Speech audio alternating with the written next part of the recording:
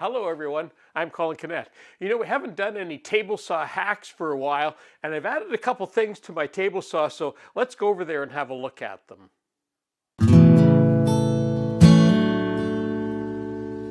Before I get started, I want to talk quickly about blade storage, because some of you have asked why I store my blades in this kind of a rack. Let me show you something. And people see these racks in some of my table saw shots, and they ask questions about them. And some have asked, is there a reason why I don't have the room, can I just store them on like a plywood sheet, plywood board with a bolt or a screw through it? And there's nothing wrong with that. But you want to be careful whenever you're storing blades that you make sure that you have some kind of a buffer between the blades, because you never ever want to put the blades together side by side, because what can happen, the carbide on these blades, it's kind of like crystal, and if one of them crashes against the other, there's a chance, and it happens quite frequently, that the crystal or that the carbide can crack on one of your blades, or in fact on both of your blades. When the carbide hits carbide, that's what can happen. And when carbide cracks or chips, that blade should never ever be used again, because you never know if there's a little crack sort of deeper in that you can't see with the naked eye, and when you put that blade on and it starts spinning, there's a chance that it can throw out a piece of carbide at your face. And I've heard of stories, it's never happened to me, but I've heard of stories where that's happened. So it's very important that you treat your blades as though they are crystal, and make sure that the carbide doesn't touch the carbide. Some time ago, I was making a plunge cut on a piece of plywood. And a plunge cut means you allow the blade to go into the wood, and you don't run it all the way through. You just go to a certain length, because you might be making a slot or something. And when you do that, you need to put a stop and a start. So the start would be here, and then you would run it to a certain length, and that would catch on the next block. And normally what I would do with those is just use a C-clamp. And you know what a C-clamp's like. If there's no room, the bars bang and you have to fiddle around with it. But on my way to picking up a C-clamp, I spotted a pair of my hand screws, and I thought, why can't I use hand screws instead of looking for scrap pieces of wood that fit? And I can do exactly the same thing. Look at this. You just put a hand screw on a stop and a start. Of course, you'll need to set that up to the correct spacing that you want. But now, and the reason that you do that is so that when you plunge the wood on, the blade is not going to drive the wood back. It will stay there with that was quite low enough, there it is. The wood will stay there, and then you just push it through to the next stop. So there's a quick way of making stops and starts on your table saw. When I'm measuring the distance between my blade and the fence, I always use a tape measure. And I have a left-hand tape, and that means that when I hold that, the numbers are always the right way up, so I don't make a mistake in measuring.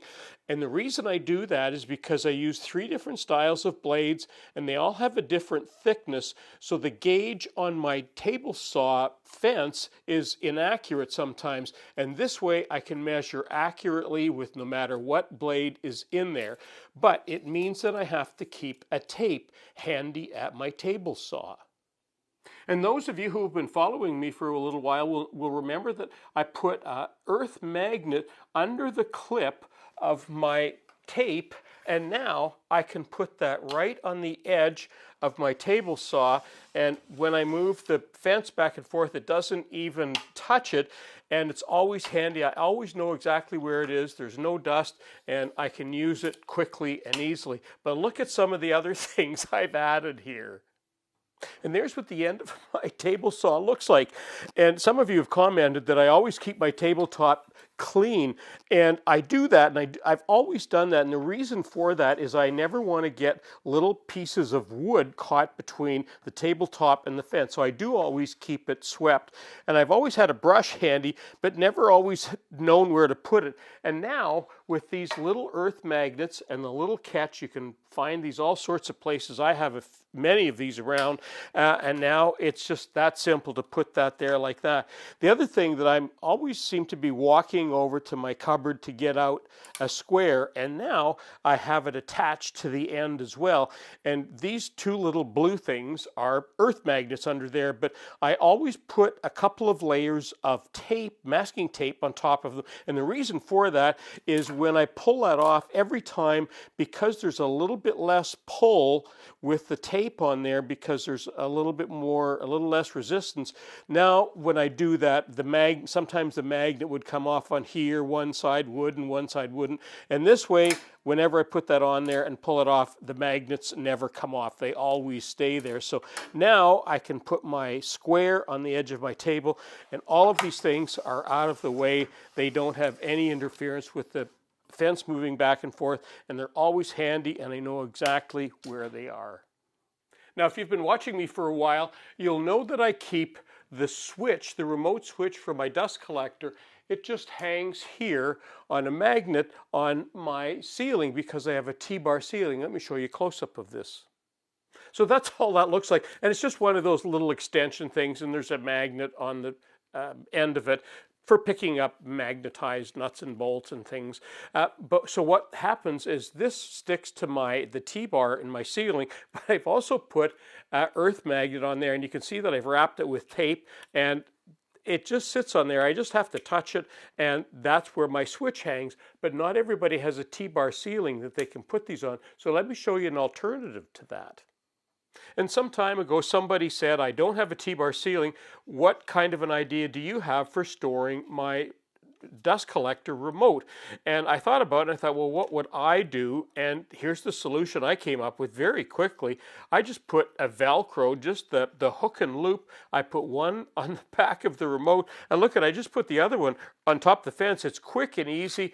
You grab, turn the dust collector on, and when you're finished, you can turn it off. It's quick. It won't come off with the vibration of the machine. Is not going to knock it off. And look, you don't need to keep it there. You could keep it on the side. You could put it on the side as well. Either way, and these things are inexpensive. You can get these even at the dollar store. I think they're a buck or so for a package of a few of these. I use these things all the time.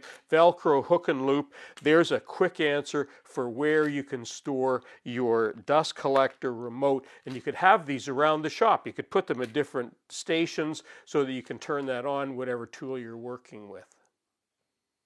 Well, that concludes my video for today. Just a few ideas on some things that you might be able to use to make your workshop even more productive.